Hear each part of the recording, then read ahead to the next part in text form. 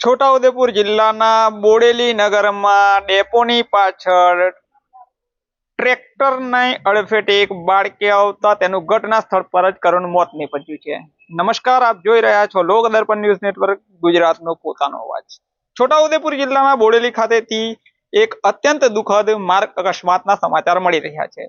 બોડેલીના ST ડેપોની પાછળ એક માસૂમ બાળકીનું ટ્રેક્ટરની અડફેટે મોત નીપજ્યું છે।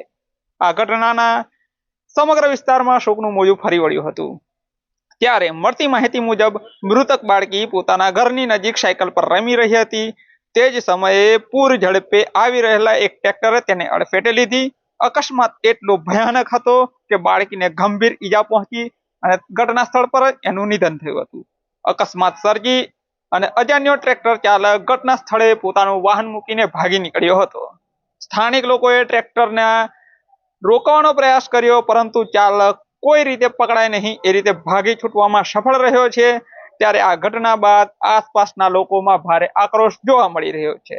બાળકીનું મોત થતા જ તેના પરિવારજનોએ ન્યાયની માંગ સાથે બોડેલીના પોલીસ સ્ટેશને પહોંચ્યા હતા। પોલીસે અકસ્માત સર્જનાર ટ્રેક્ટર ચાલક વિરુદ્ધ ગુનો નોંધી અને તપાસના ચક્રો ગતિમાન કર્યા છે। ત્યારે માર્ગ સલામતીના નિયમોનું ઉલ્લંઘન અને બેફામ ડ્રાઇવિંગ કેવી માસૂમ જિંદગીઓને છીનવી શકે છે તેનું આ વધુ એક દર્દનાક ઉદાહરણ છે અને બાળકીના પરિવારને ન્યાય મળે તેના પર સૌની નજર છે। હાલ પૂરતું આટલું જ। સમાચારમાં વધુ અપડેટ માટે જોતા રહો લોક દર્પણ ન્યૂઝ નેટવર્ક ગુજરાતનો પોતાનો અવાજ।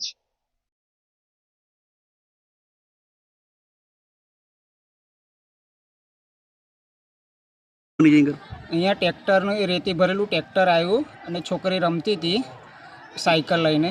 એમાં ટ્રેક્ટરમાં કંઈ આવી ગયા છે તો ટ્રેક્ટરના ટાયરમાં ચડી ગયું।